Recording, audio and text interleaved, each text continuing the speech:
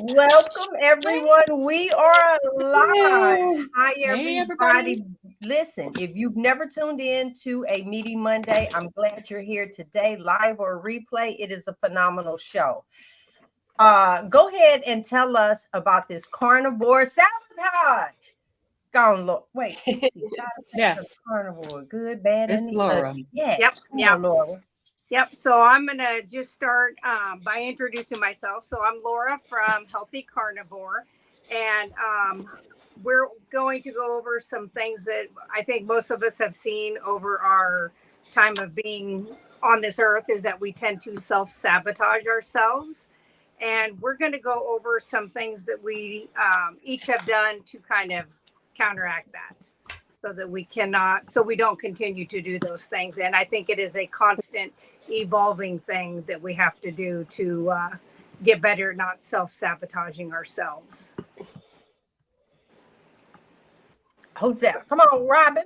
All right, here I go. My name is Robyn Heron, and I am your carnivorous grandma. Welcome back to Meaty Mondays with the Fierce FeLions. We're so glad that you are here. As Laura mentioned already, we're going to be talking about carnivore sabotage tonight. So get ready, buckle in your seatbelts, and let's talk all about it. Hey, Rebecca, welcome back. Hello. I'm so glad to be back. It has been much too long, and it is, but I am in the very busy season of life. So I am Yeah. Rebecca from Carnivore Family. And if this is your first time here, I have 8 kids and we run a business that's seasonal, and this is our season, and then school and just all the things. So I have been absent more than I would like, but I'm glad to be here tonight. That's all right. So listen, we have some news that we can use. Hi, everybody. My name is G Brown, the lifestyle changer. And listen, guys, if you've never heard anything that I said, you want to stick to this show because there's going to be some good information. There's going to be an announcement that you get to hear first. So I'm just saying, you listen. Hey, how you doing, Susan? So I'm just going to say to you, whether we know you or not, I'm telling you, you won't want to miss this. So let's start with segment 1. We're going to identify some sabotage. Go ahead, Robyn, tell us about it. All right, you guys. So I just went and I looked this up. I wanted to kind of get my head around what does it mean to sabotage. So as Laura mentioned, we're talking about self-sabotage. Hey, Laura.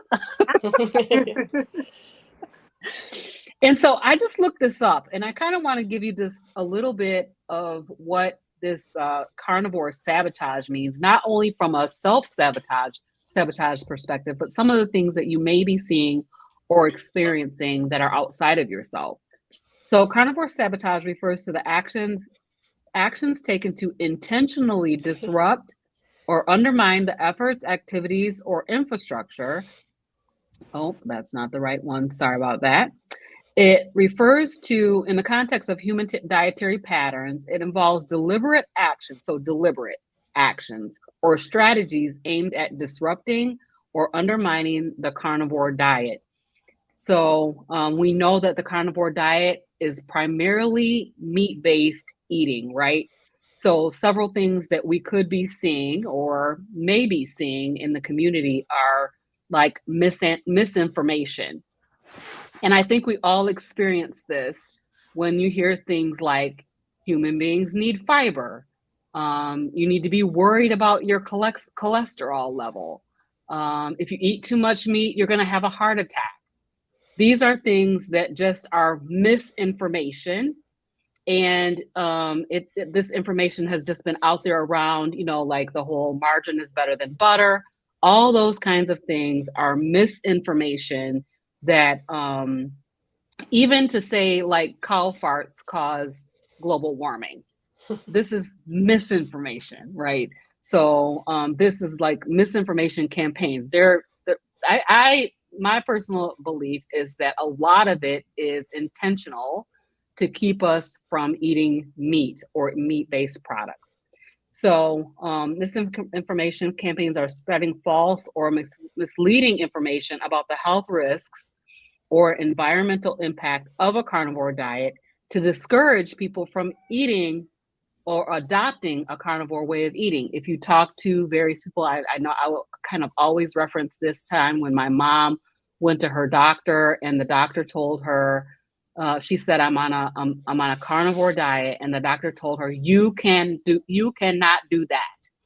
You have to have fiber, and you need to have fruit and vegetables every day.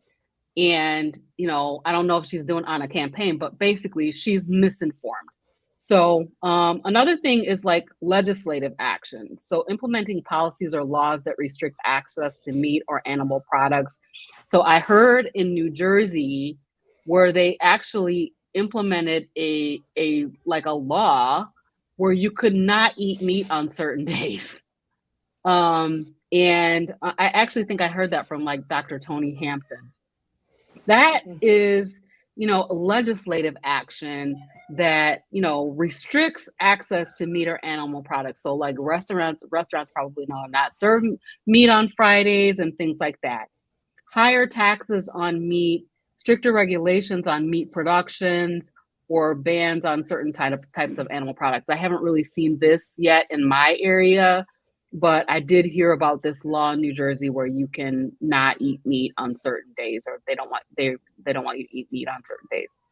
So then you have like social pressure. So using social influence to discourage the carnivore diet. So of course, we all see this out here.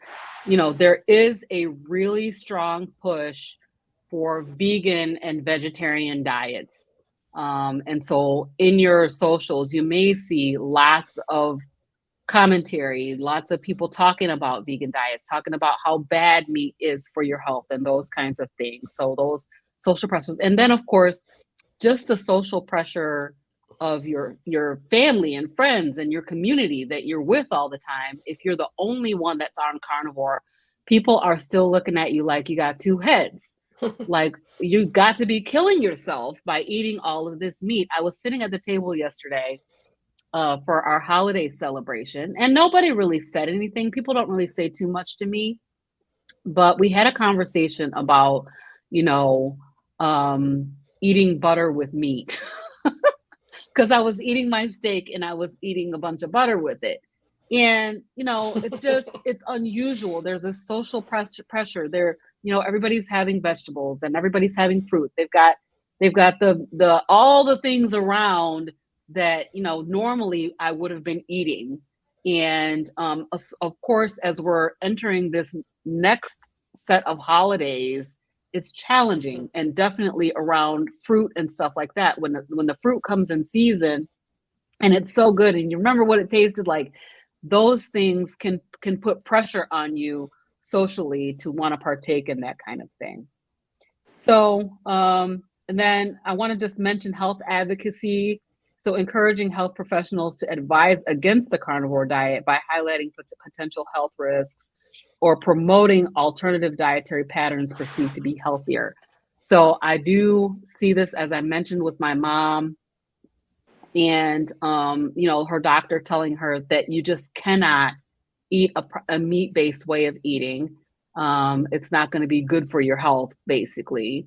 And so our health advocates, the people who are supposed to advocate for us, are not on board with the carnivore way of eating. So even if you're talking to somebody about carnivore, I was talking to a friend of mine who was considering trying it.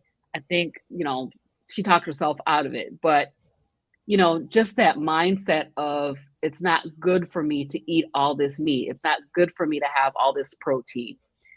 And then, of course, there's self-sabotage. So that is, I know that that I'm on a slippery slope. I'm going to give you guys an example. I know that I'm on a slippery slope. G probably knows what I'm talking about. But anyway, I'm going to go ahead and ski on off of that slope because I just, I feel like I can do it this time. I'm good. I can do it this time. So I was telling my friends that I actually started implementing some sweeteners. I had implemented back in decaf coffee, and then I started implementing back in sweeteners. So if you guys remember when I first started my channel way back last summer, I was doing liquid Splenda in my coffee. And I always used that. I was using like 3 drops at that time. So I started using this collagen. It's called Perfect Keto. It's a strawberry collagen. I've had it and I'm like, I don't want this stuff to go to waste. It's gonna go bad and blah blah blah. The excuses that I made in my own head about why I needed to use this collagen because it was gonna go bad, right? So I started putting that in. The next thing you know, I'm putting a drop of Splenda. The Splenda tastes super sweet, so sweet. And I know like, okay, you're on a slippery slope here. You probably maybe should just like not do this. But I did it anyway. So for about a week, I was putting a little bit of Splenda. Finally, I realized by the end of the week that, okay, it's time for me to either add another drop of Splenda because I can hardly taste the sweetness, or I'm going to have to cut the Splenda out altogether. So I did end up deciding to cut it out altogether. I also decided that I'm not going to drink the decaf coffee anymore because coffee is good when it's sweet and creamy and delicious and, you know, all of the things.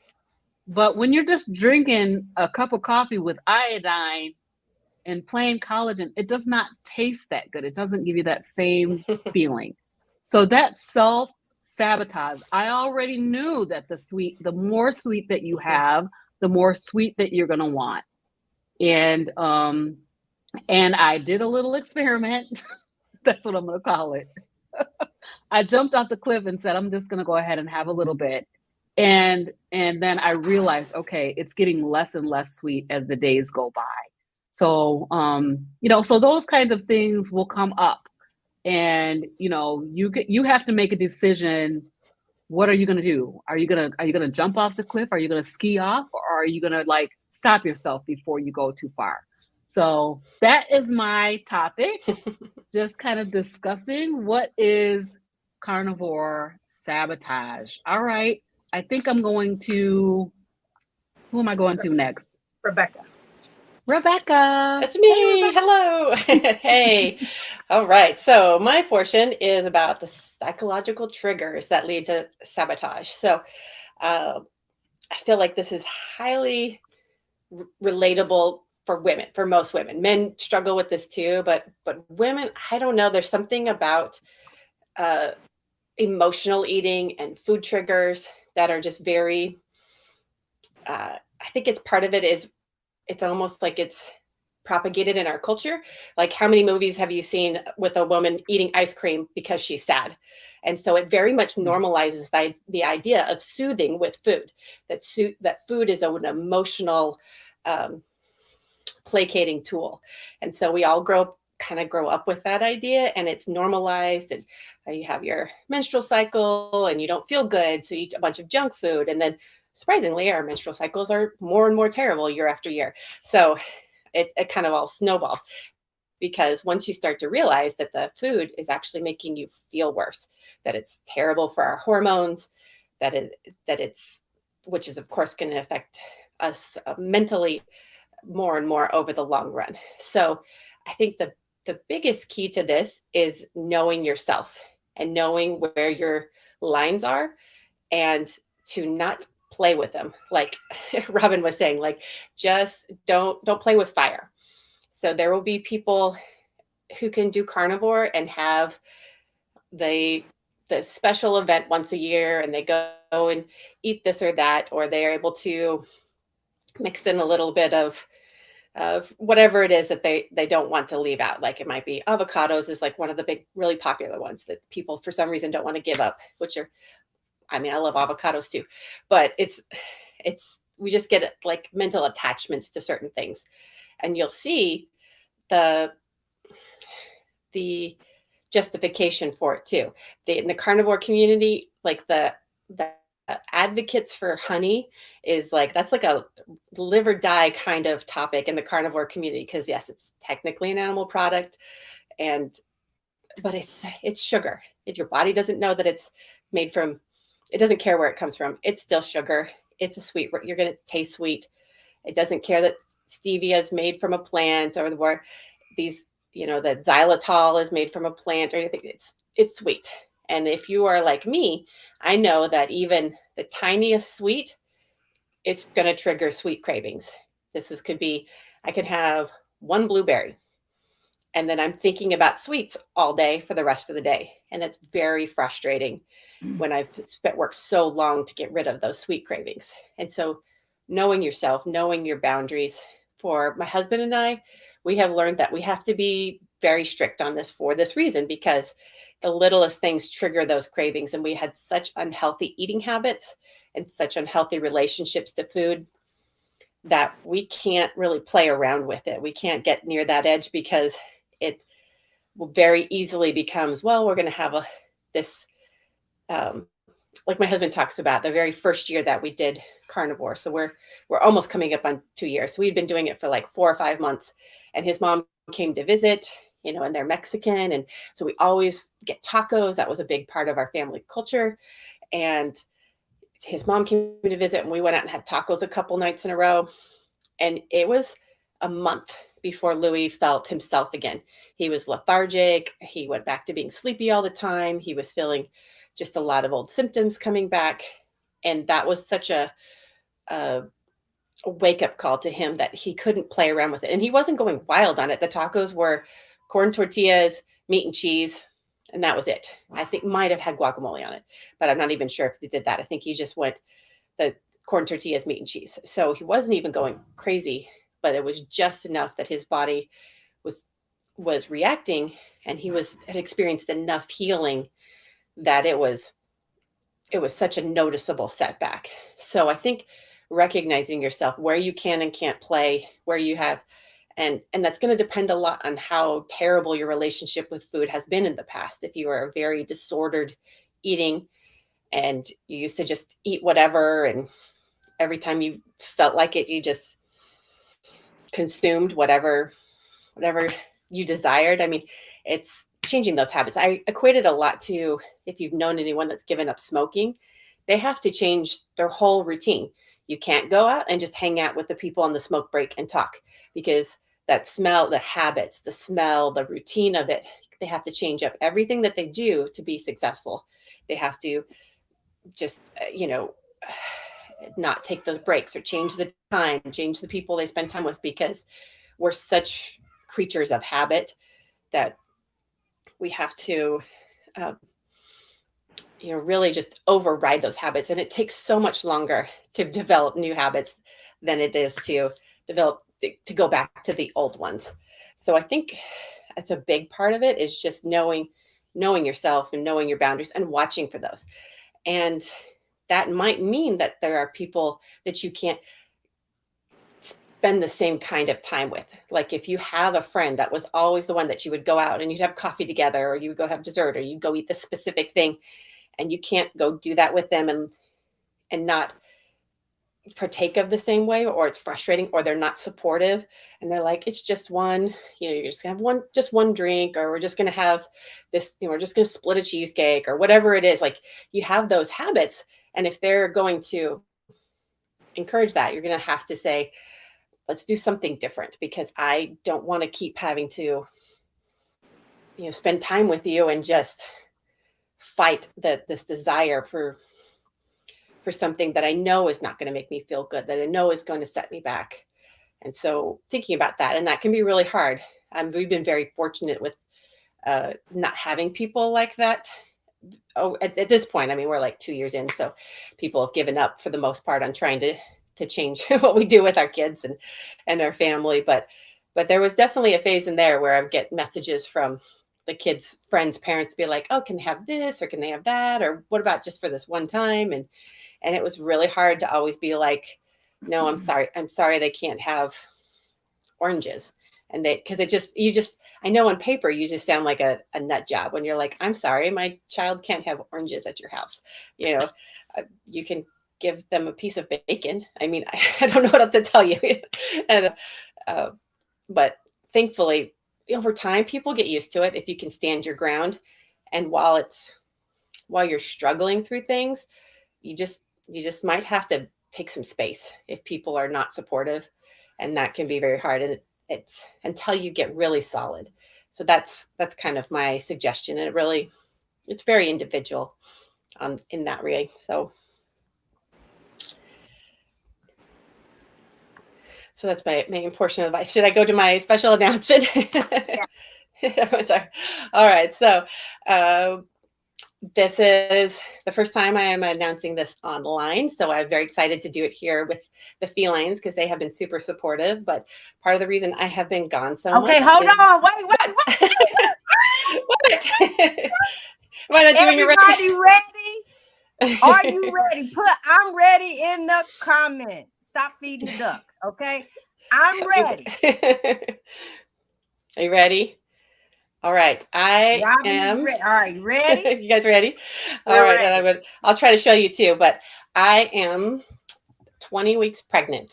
So yeah. So I'm going to have my first carnivore baby. Yes. There we go. Oh, let's see if I can get up here and show the belly shots. It's not going to come in very well. Y'all heard it Isn't that? Hello. Get way back. There we go. So that's the.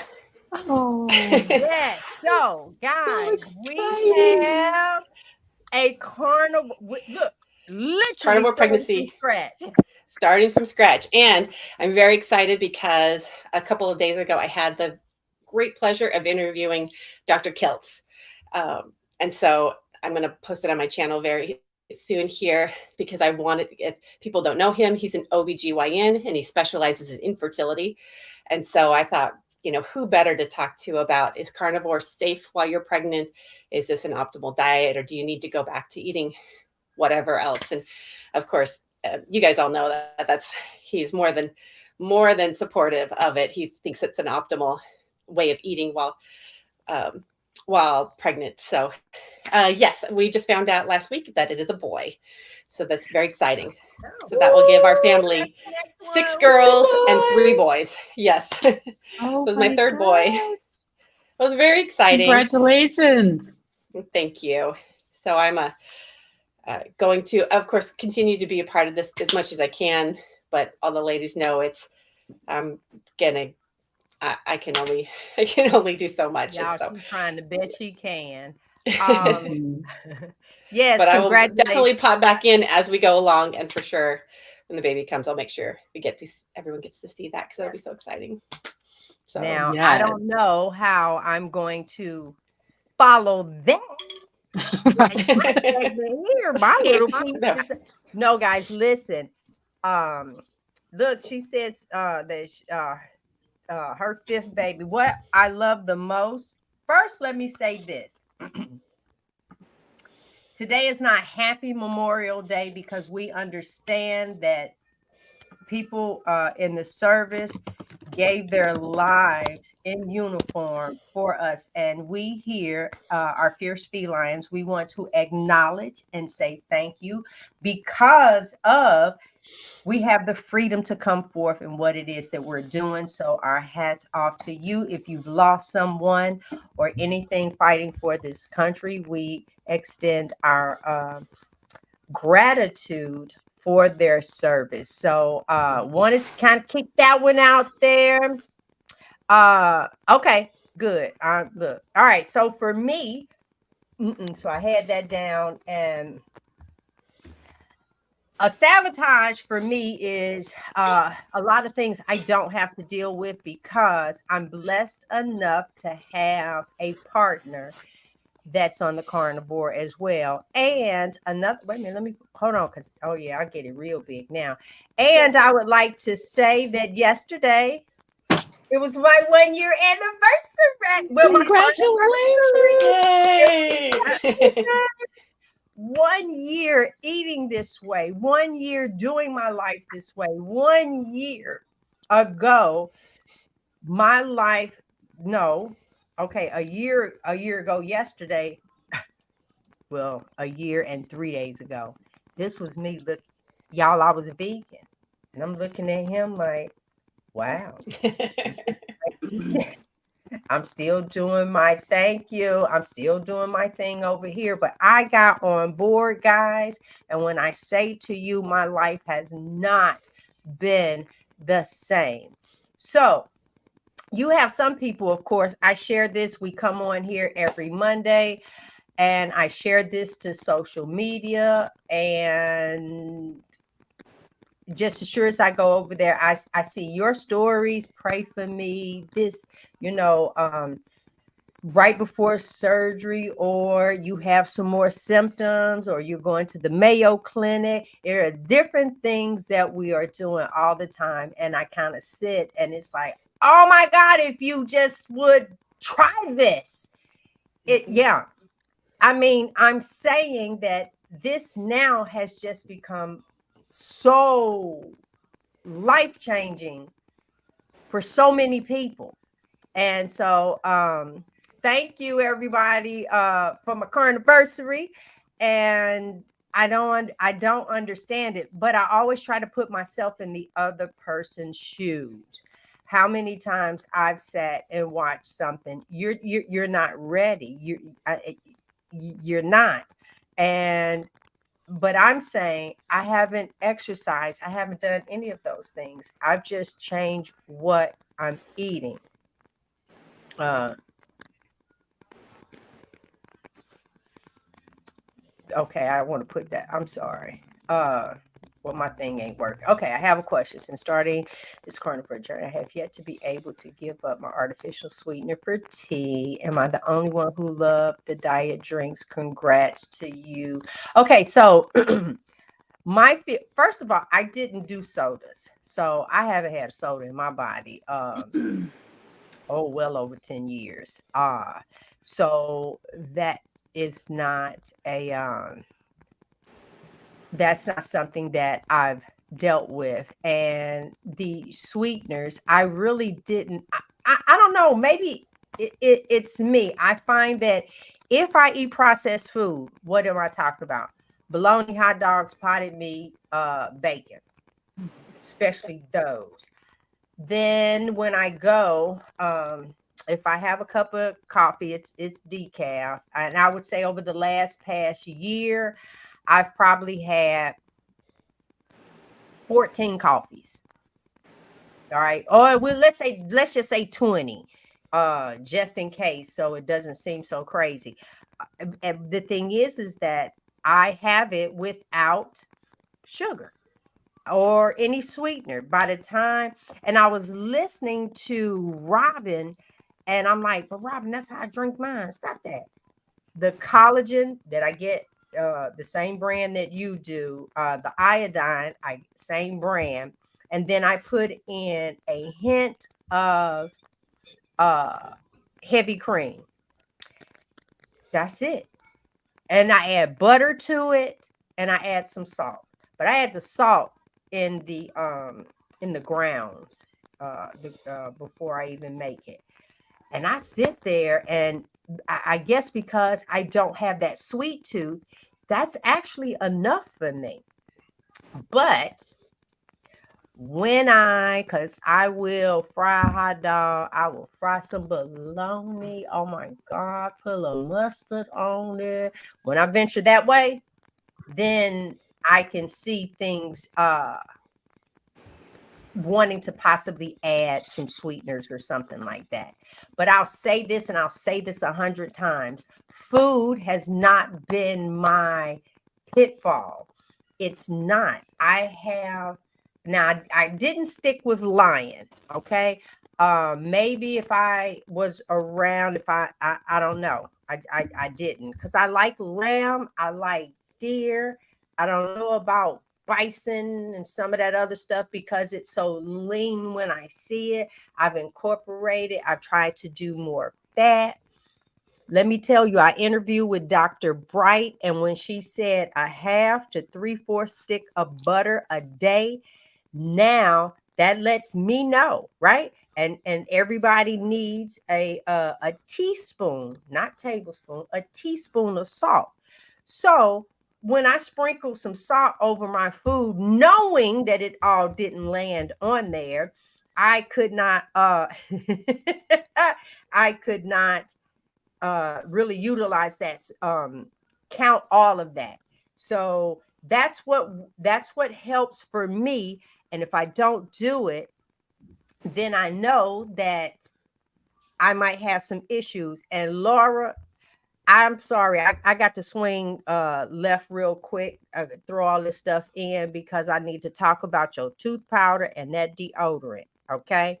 So my story is I can take a shower every night or a bath, don't matter, because I cannot be out and about and put that in my sheets. But here's the thing. If I don't put on deodorant in the morning when I wake up, it's like I was in there boxing with a kangaroo, right? And you looking around like somebody done broke in the house, because I know that can't be me smelling like that. Now, Carnivore has helped with that just a little. But baby, Laura makes a deodorant, a natural deodorant. And have you made that on your channel yet? I'm not sure if I think I did, but I'm Okay. not sure. Yeah, I've made most of them. I have put that deodorant on, baby. It You works. better go to her website. That's all I can say. And hopefully she'll share the concoction with you. That has been wonderful. And I know that it comes from like the foods and stuff. As you get clean, then your body, because that's one of the things that Rhonda talks about, is that when she got down from the carnivore diet, she don't even wear deodorant anymore. Now, when I was raw vegan, I didn't need deodorant, and my poop didn't stink. I knew if something it got on my food, I am not kidding. That's the first time in my life you go to the bathroom and it's like it didn't smell. But if something was in there, a dressing, a oil, a peanut, just there you go. It's like, oop, I must have ate something that wasn't right. So I want to say that I see people talk about, and the tooth powder, I've been working that around as well. Those are, and that chapstick. So those three right there. Now the soap, I went right through it. So I don't know what's going on for me. But all right, well, we got that tornado thing. When your loved one, now I'm gonna get back to the sabotage. When your loved one that you are with, because this is something that a lot of people share with me, they'll tell me that girl, I can't believe he done went to Krispy Kreme and I'm trying. Or your spouse is supposed, now this is not Frederick that I'm talking about. All right. So don't, it's not. He doesn't do that. He loves my results. He loves what I do. And so if I was going to throw him under the bus, I would just throw him by saying, now when he leaves and he go to Atlanta without me, y'all see that? That's all I'm going to say on that one. Yeah, it is. Okay, so, but I don't think he's in here yet. Anyway, but I mean, I love that. But there are some ways that we can sabotage ourselves, and I'm going to pass this over to Laura, who has waited. I want to just chime in on this sweetener topic. There was a question about, dealing with, did anybody deal with these diet drinks and sweetened drinks? Well, that's what I was talking about. That can't be for me. Yes, I was going to say it's for me. Yeah, it wasn't so much a personal, but I was using some like things with stevia and sweeteners and things like that, because I had been on the natural path. But I remember watching an interview with Kelly Hogan when she first kind of came onto the scene, and she's been carnivore for like 20 years or something. And she said that the first 3 years she continued to drink Diet Coke every day. She was a teacher, and it was just part of her routine. And she will tell you that she never fully got rid of her sweet cravings until she gave it up, because it's one of those things that, for one, you can look at they're really terrible for you, especially the artificial sweeteners. They're really, really terrible for you. There's no getting around that. Mhm. But you're also never going to fully kick those sweet cravings until you stop. And so you just have to take that in mind. If this is like you're starting out and this is your one vice and you're not ready to give everything up, I'm all about do it in the stages if that's what you need to do. Find what I'm not works going to for shame you. anyone for holding on to something. Exactly. Mm-mm. But I would really keep it in the back of your mind that your goal is to get to a place where you can give them up, because that's it, there's no value to them for sure. I'm sorry. So that's my thoughts. Yeah, I wanted to say for me, sodas was not an issue, and that coffee I can take or leave. I think in my mindset, I understand that this is my journey. All right, so I'm not no, I can only speak for me, and I know that just this one time. Do you know how many times you done got in trouble with just this one time? Some of y'all had babies with just this one time. Yeah. Okay, so let's just talk about just this one time. No, that one time. Yes, it took it. Look, it took Rebecca one time. But I'm, guys, I'm just saying that. But here's the thing.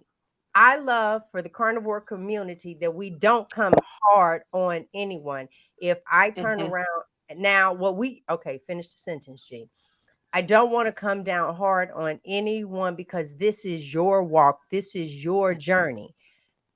Yes. The flip side, look, the B side to that 45 is, but then I can't say you can complain because that's your life if that's what you want to do. But when things are, you can't say, oh, why didn't this clear up? Or why is this we can't do that behind that, because that thing that you're still holding on to, if you haven't gone through and not had it, where you can decide if that affects you or not.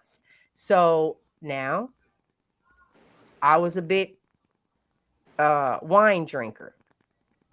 I left, and it was the sweet wine. So I did leave that. But when I travel, like, I probably won't have anything on this trip, but when I'm on that cruise ship, yeah. So I will try different drinks, stuff like that, but nothing that is like super, super sweet. So I think this last cruise that I was on, I probably had 2 drinks over the entire cruise. And for me, baby, that is real good, real good. Okay, Laura, I'm done now. Your turn. Okay.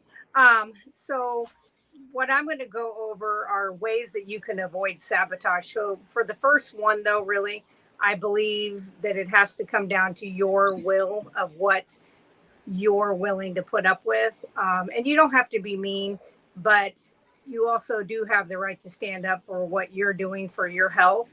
I would say that most people that give you grief when you're eating this way never really made any comments or wanted you to get healthy when you were sickly, when you were eating the standard American diet and you had, a suitcase full of medications. So I do think that you have to stand up for yourself, and you have to be not forceful, but assertive that this is what you're going to do. And I think that will help sabotage that comes from the outside people. But on yourself, which is something I have done many, many times over the years, 28 with keto and going to be 5 with carnivore, where I would get really close to a goal. And then all of a sudden I was like, oh, but I'm going to eat a whole bag of pork rinds, or, oh, I'm going to go do this. Yes, now pork rinds are still carnivore, but they do cause me inflammation. And sure enough, there would go my goal. And it was just self-sabotage. And then I think, and this may be for men too, I can only speak from a woman's perspective, is then we tend to um, turn in on ourselves of, okay, now I'm going to go fast. Now I'm going to do this to myself. And it's kind of like make ourselves pay for something we did. And at least that's something I did a lot of, where I've kind of gotten past that, where I really just eat the food that I know I can eat, it is lying. You know, once in a while I can do a couple eggs. I did 3 egg yolks and 1 egg white. Once in a blue moon, I'll throw that in there. But that doesn't sabotage me. But I think as long as you can kind of stick to your guns and people get used to it, as Rebecca said, you know, her and Louie and the family, they've been doing it, you know, the kids about 1.5 years, I think, close to that. And then them almost 2 years. 2 years. Yeah. And so, you know, people are getting used to that. So I think that helps. Another thing that can help you from getting sabotaged will be planning. And I'm a prepper planner. So I love to do things ahead of time. So things that I do when I'm not making my products, this whole weekend, I was making tons of products because I have 9 bags sitting on my dining room table that are ready to be mailed out in the morning. Part of that's because of the holiday. But anyway, on other free time that I do have, because I have no children living at home anymore. So I don't know how people do a lot of this when they have a lot of children. God bless you, because I don't know how you do it. But I prep ahead of time. So on the weekends, I will make up, like when I used to eat a lot of eggs, I would make up a ton of hard boiled eggs ahead of time. I'd fry up bacon, pork belly bites, different things like that. I don't do that anymore because those things cause me inflammation. But I do cook up lots of hamburger. You can do loose hamburger patties. You could have all beef hot dogs that you have ready to go. Having things in the refrigerator that are just like grab and go. As Kelly Hogan says, if you're eating or you think you're hungry, if you're hungry enough to go in and grab a cold hamburger and eat it, then you're probably hungry, because a lot of us do mindless eating. So I always have stuff available like that. If you are, and that's because I hate to feel hungry. I'm sure most of us, that's not something I enjoy. So I tend to stay full a lot. And I do that mostly because I do a lot of ribeye fat. I eat ribeye fat every single day. And until the elites take that away from me, I'm eating it every single day. And I will go down kicking and screaming. So another thing is that for those of you who are able to eat some of these other items that are carnivore, is, you know, making up the hard boiled eggs, making up bacon, the ribeye fat bites. You can do steak bites. I think a lot of you guys make the steak bites. Those are something easy. You could throw those in a baggie and you don't have to rewarm those. And I'm telling you right now, you're not going to die if you have them at your workplace sitting on your desk for 4 or 5 hours. I've done it for, I don't know, 2 years now.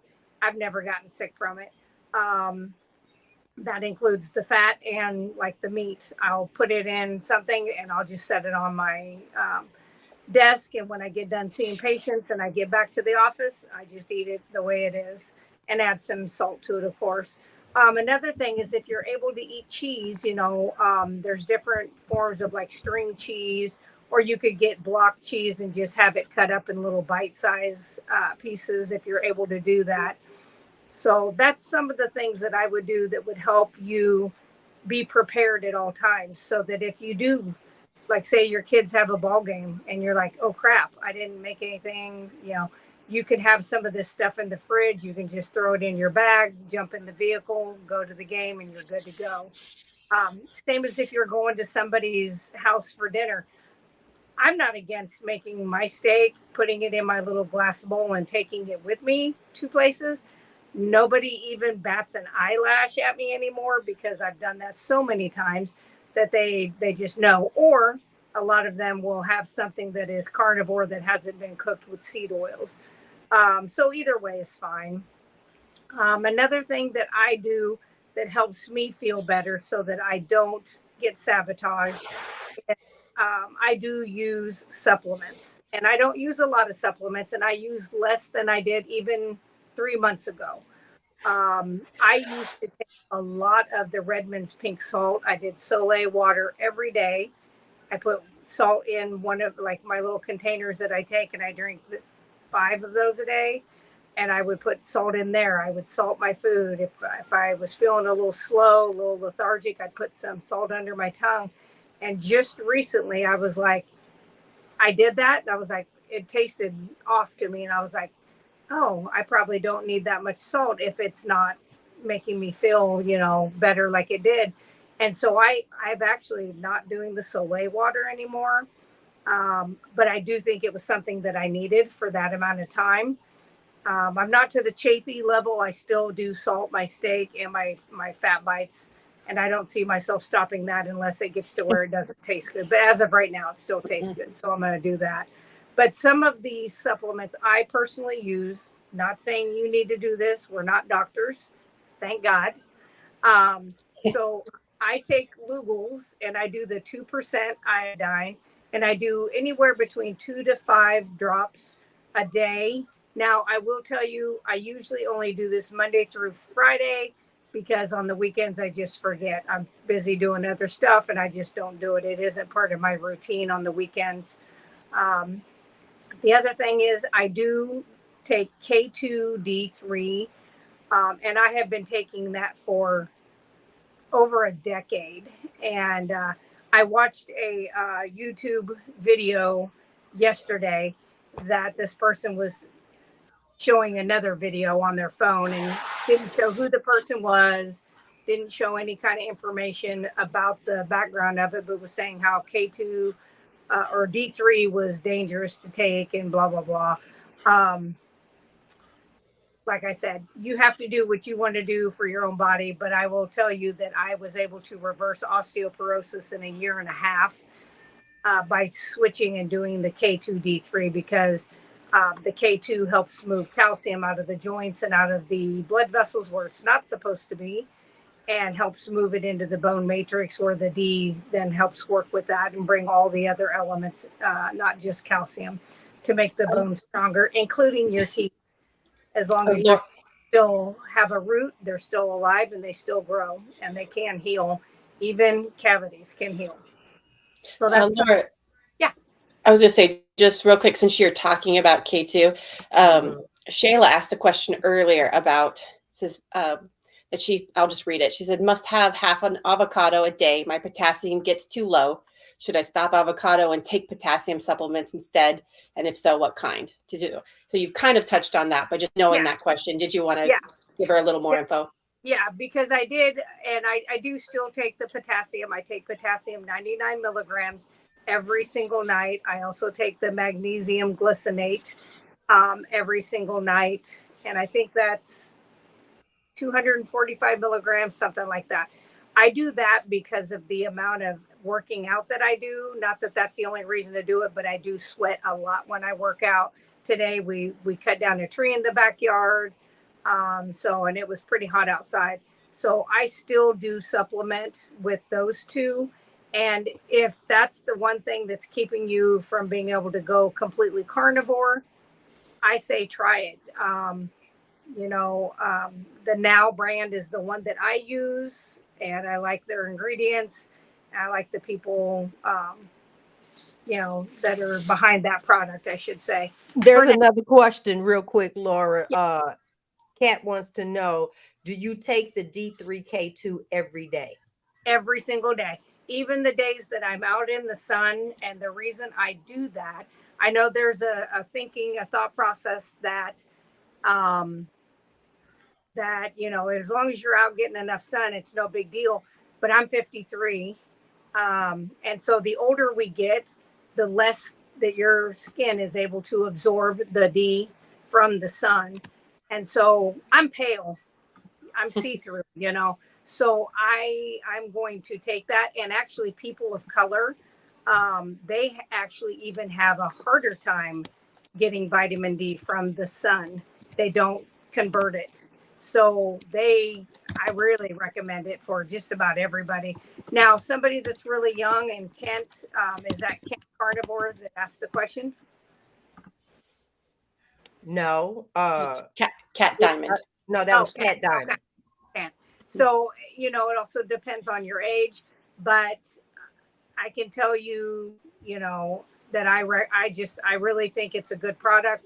I think you need it. I think when you see the number of women who we have now caught up with men when it comes to heart attacks and strokes, and knowing that what's inside those arteries is calcium, and look at all the people who have been told to take calcium their whole lives. Drinking milk, if you're able to drink milk and get the calcium the natural way, is one thing, but taking that form of calcium that they have made is not the same as what's in the milk. And so it tends to go to the arteries, goes to joints, things like that. So I want to move those things out. Now I have a cardiac calcium score that I had that was over 300. I think it was 368 or 378. That would have been almost 6 years ago. And then I had one done 2.5, 3 years ago. I was 50 or 51, and it was 0. And so truly that was after being carnivore for 2.5 years or something. So something helped move that calcium out of those areas. And a lot of doctors used to say you can't reverse your CAC score. And I'm here to tell you, I'm proof you absolutely can. So Answer this one as well, Laura. Lisa wants to know, how do you use your tooth powder? So with my tooth powder, like I have the containers that I send out are like 2-inch, so basically I wet the toothbrush, I knock the water off of it, I put the bristles down into the powder, kind of mush it around a little bit, then I stick it in my mouth, put the lid on, or you'll end up with it all over your bathroom floor. And yes, I have done that. And then it looks like a bad 1980s party. That's all I'm going to say about that. And then I just sit there and I brush my teeth for 1 to 2 minutes. Even if you have braces, you can go up above, down below, and like where your bite plate is, basically, of your teeth. And then when I'm done doing that, I rinse the toothbrush out, but I leave that water and tooth powder in my mouth. And then I will walk around the house and swish and get that in between my teeth. If you have braces, then you would use a water pick at that point to kind of get it mushed through everywhere and get it rinsed out. I don't swallow that. I'm not sure whether you can or not. I just choose not to. But that's how I use the tooth powder. Let's see. It's One more pill. question. Okay. No, that part I know. As a matter of fact, if you go on her, because she sent me the link as well. So yeah, it's on, not for the tooth powder. We back to the D3K2. You sent a link, but she can have it in the show notes, a link to the D3K2. And I think for a lot of us, it's in our she hooked us up with all of it, and we're pretty much taking it. Yeah. And actually, if they go to my website, it's on there, like my Amazon things or whatever. There you go. Yep. I have all of my So links. let me put that up really quick, you guys. In her website. This is the website one. Right there, russellbrands.square.site. Yeah. Yep. Let's see. Yep, I think I already went over that. So anyway, I just think the moral of the story is self-sabotage is something you have to work on the inside. You have to figure out why you're doing that. A lot of times, I think I've seen people in relationships that are in unhealthy relationships, and they tend to gain a lot of weight and stay very heavy. I have a family member that does that, and that's because it's not a good relationship. It's not a healthy relationship. And so they kind of, I don't know if that's for protection. I'm not sure what that mindset is, but that's what I've seen.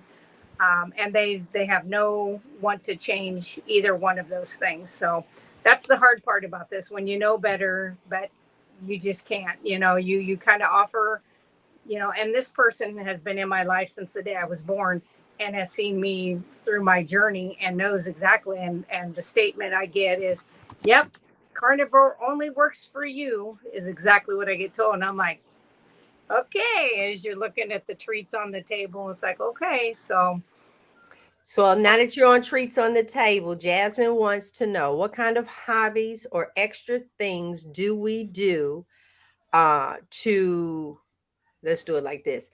Extra things that we do to help with boredom eating. That's a really good question because that, she says, is her weakness. I personally don't eat. Well, she's showing you that she crochets. For me, I don't get guilty of eating meat. I don't. If I want a steak at midnight, I'll just get a steak at midnight. Give me some fat. I mean, I really, really don't. So now what kind of things that do I do? Well, this time of year, I'm super proud that I redid my front area. We pressure washed the outside of the house. We're waiting on the contraption to pressure wash out there. It's like you at this point now get out and enjoy life. go for a That's walk. what you need. Yeah, you can go for a walk. You can get a blanket, take it outside, and rub your feet, sit down. There are things that we can do that's going to assist you and your body, meaning a walk you can turn around and do. You can walk and meditate. Just put your stuff on. Start writing that book that you always wanted to do, a children's book if that's what you want to do. If you are a songwriter, start writing some lyrics. Find what your passion is. Like Laura, she'll crochet. Somebody else, it might be sewing. Me is dyeing my hair. Who else? No, I'm just. All right, what you guys? What are some of the things? And we got a couple of other things, but what are some things? Are you adding on to I what? eat. I eat until I'm full and satiated. Yep. And then I'm not hungry enough to boredom eat. I Yes, I eat that's enough great food help. and then I don't feel hungry for, snacking, mouth snacking. So One more thing I want to report to you, Laura, is I started having what I deem that restless leg at night. And then I did something different because you got me doing this too. I thought back on my how much salt had I taken in. So now I got a thing of Celtic salt. This ain't it. On the side of my bed. I'm like, I'm not walking in that kitchen. So I just keep some on the side of the bed. I've been putting it Yep. under my tongue. And I'm like, it went away. Yep. So YouTube carnivore channels. I know that's right. All right, here is another one wanting to know. I know for me with element, I'm one of the few on the panel where I do have the sweet element, but it takes me forever to get through one of them because I make a 30 ounce of one sweet one, and then I just take some of it and pour it in here. And then I add water to it. So it takes me a while to finish drink. It just, you know how you have a drink and you drank all of it, but then you have the ice in there and you come back and it's nice and cold and you drink it and it's just a hint of, that's what that's how I use that, because I feel I would go down a slippery slope if I did that. What about you ladies? Same. I couldn't have the sweetened element. It would make me crave sweets. So I've never tried element, but I know I make my own electrolytes from scratch for what we don't drink it every day, but just when we need it, it's there. But the sweetener it has to be a hard line for me. Yep, me too. And then this one right here, come on, the Wanderer loves Robyn, and she's going to try to start tomorrow. yes. So, Hey, okay, but now I want you to plan today, because you don't have to try. Try leaves room for failure. As Nike say, just do it.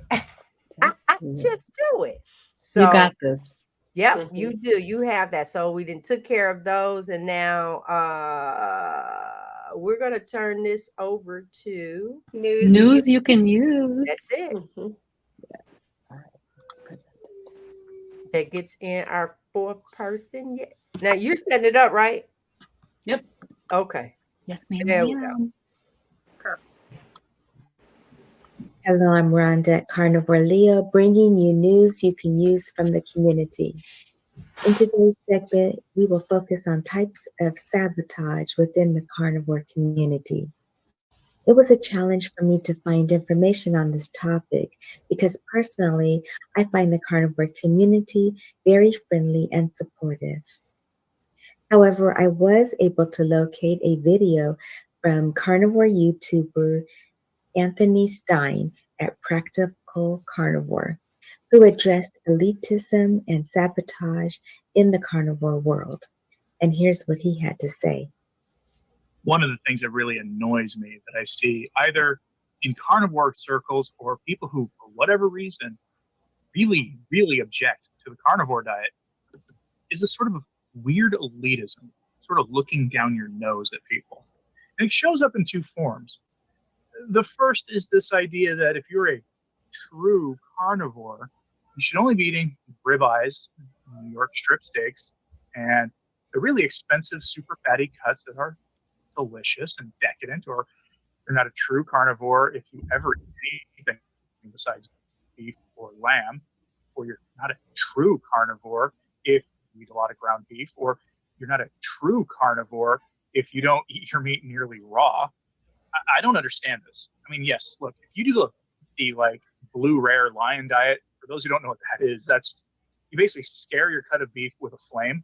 You know, you get a little bit of brown on the outside, bacteria that naturally shows up on beef, and then you eat it basically raw. There are people who do that. That's fine. You're getting the results you want. Wonderful, right? There are also people who will tell you that you need to go hyper strict for everything. Look, have you noticed that most carnivore influencers want you to go strict? There's a reason for that. And also, most of them will tell you if you're, getting the results you want, then it's fine if you're not going super strict. When they want you to go strict, they want you to eat beef, butter, bacon, eggs, maybe a little fish here and there, and salt. That's about it. And I think most carnivores, when they get to where they want to be on this diet, when they meet their goals, if they're not basically keeping permanent metabolic problems at bay for the rest of their life, you're just trying to lose weight, or you've got a couple of essentially temporary things that you're trying to fix. Once you reach them, and once you get to a new happy place, I think most carnivores are going to start adding back in the complex spices, or they're going to start adding back in the coffee or the dairy or whatever it is that they eat that isn't strict carnivore. Most people, I think, want to find themselves in a relaxed carnivore place. And for whatever reason, that really gets some people mad. But the other thing that really bugs me are people who are not carnivores who find this whole thing kind of nutty. And they come in and, compare us to either vegans, whatever, or they compare us, they call it a carnivore diet a religion. I have a religion. I don't need a second one. I'm not going to make one around food. I do carnivore the way I do, and I am as passionate about it because I was desperate to lose the weight that I had been carrying my whole life. Done the yo-yo dieting, I've done it all. This is the only thing I've ever found that is sustainable, easily sustainable. My closing thoughts on how to identify and combat community-specific sabotage are there may be a few dogmatic members in the carnivore community who are criticizing others in this space who are not as strict as they think everyone should be. But I feel that most people in this community are welcoming, encouraging, and accepting of people who come to this way of eating, who are using different methods to reach their own optimal health. Each person is different and unique, and diet is not a one-size-fits-all situation. What works for one person may not work for another person. I believe that low carb, keto, lion, and carnivore are all within the proper human diet spectrum. With that said, we shouldn't be putting labels on the way carnivores eat. My advice is if you spot community-specific sabotage, you will have the option to report or block the user or hide the user from your channel. This has been news you can use from the carnivore community. Thank you for watching and good night. Yay! Yeah. There we Mhm. go. Yeah. That was another good show. People just love telling. I know that you're doing it wrong. You have to go, and I want to say that all the time. Yeah, I was darn. It has to be your walk. That's what turns a lot of people off. Period. Over different things you become a part of, and then there's all these things that you change at your pace. I'll say to you, like I've said, hold on. I'll say is I tell my legacies, I say, if you're in the doctor's office and they're telling you something, try this for 30 days. Go strict with it versus 30 days of medicine, and then you just kind of make it on for there. I never had leg or toe cramps in my 81 years. Is that unusual? No. That's great. Yeah, that's wonderful. You know, I always tell people, and my husband as well, that we really feel like the more healing you have to do, the more you will benefit from, at least for a time, going very, very strict. And then you can identify clearly what your triggers are, what bothers your body, and it'll give your body a chance to normalize. And then you can figure out how strict, quote unquote, you need to be to feel your best. And that's going to be different for different people. The more unhealthy your place that you're starting with, the more you've got a million things going on, and your body's going to take a lot more time to sort all of that out. And there are people like Michaela Peterson who, I mean, she pretty much eats ruminant meat that is like not aged, and it's so incredibly strict. But she, if you hear her story, I mean, she has been incredibly unhealthy since she was a child, with having, you know, joint replacements from arthritis before she was a teenager. I mean, that's huge. And so for whatever reason, she's in the place that she's at. Most people are not that sick, but if you're coming to this to fight something very, you know, serious, and you are looking for big changes, starting off with the more dialed in you can get, the more benefit you will see early on. If your goals are if you're meeting your goals, and that's including whatever it is, then, you know, none of us are going to be mad at you at all. But most of us here, if you're making a channel about carnivore, it is not because this was a mild change in your life. And that's why you see the people with channels advocating for more strict options, because we have all benefited from it to such a great degree.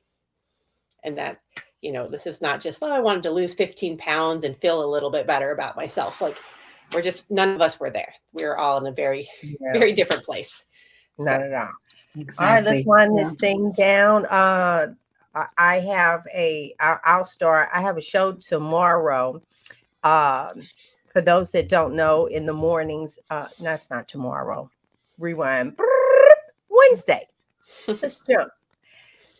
Wednesday, I have a show, but I'll be doing that one by myself because they got this thing called Hack Your Health happening this weekend. So excited. And my co-host is actually flying out on Wednesday. Frederick and I are flying out Thursday. And so I get an opportunity to hang out with Robyn, and I informed her that they have the ice bath and to bring her swimsuit. Oh, it'll get recorded if we decide. It will get recorded, honey. And y'all, Robyn is going to be the wonderful first lady, and then had this old hoochie with her making all that noise because it's cold. Lord, I can't wait to see the video myself. But that's what's going on. So we'll be at Hack Your Health this weekend, but there's still some things and stuff that's going on. Who's next? Who want to tell us what's going on? I could say really quick, I have 5 kids going to visit grandma on Thursday. for several weeks. So I'm like, Oh, no. Oh, I was gonna say, I don't might get actually- pregnant while they gone. Too late. Too late. Too late. Those that were not on here earlier, Rebecca, slap them with your belly, girl. Show it again. Y'all, Okay. look. Let's see if it's getting it. No, Get back check here. Rebecca out. There you go. We got a There you go. carnivore baby That's my carnivore baby. coming. Yep. So I've got several. I have 5 videos that have been filmed that just have not been uploaded. So the first one I'm going to do though is my interview with Dr. Kiltz, and we talk a lot about carnivore healthy during pregnancy. How does it affect your fertility and overall health? Because he is a specialist in that area. So I thought he was the perfect person to have that conversation with. So Awesome. Yeah. I'll go next. Oh, go ahead. All right. So for me, I have a couple of videos in the works, but this week I am not going to have a live stream on Saturday unless it's live from Austin, Texas, which is a strong possibility. So we may have something going on over there. We'll just see how it goes. We're going to play it by ear. Super excited to go to Hack Your Health and meet everybody. But I don't have a standard, my normal Saturday 5:30 p.m. live stream. So yes, I'll have lots of footage for you guys and share everything that we're doing while we're there. Been thinking about getting my phone cleaned off so I can make sure I have plenty of room for all the video that I'm gonna take while I'm at Hack Your Health. So okay, Laura, you can wrap it up. Friday. So I'll continue to do my shorts. I'm going to be making more product because yesterday I made cinnamon tooth powder, and I know, and it is really good. So it's almost sold out already. So I'm going to go buy more. It's really good. It's really good. Like I'm going to when we're done with ours, because I have a big container. When we're done with the one we have in the bathroom, that will be what I'm going to do for quite a while. And then I'll probably switch back. I'll get bored with it. But anyway, so that's what I will be doing. And also I do have a live tomorrow with one. I'm not sure if it's both of the Carnivore brothers or one of the Carnivore brothers. But just going over some kidney, really kind of blood pressure type things. And carnivore, him and his brother have been carnivore, and we're trying to do some natural things to help with his blood. So we'll be going over that, and there will be lots of information on that. So if anybody has stubborn high blood pressure, that's a pretty big one. I shared out the other day, Dr. Berg had a thing on about cystic, the kidney disease, and how low carb carnivore diets are shown to reverse those. And I'm very excited about that. I have patients that have that I'm going to be showing them that video. So I have shared that. But anyway, so that's what I have. So that's it. All right. Woo.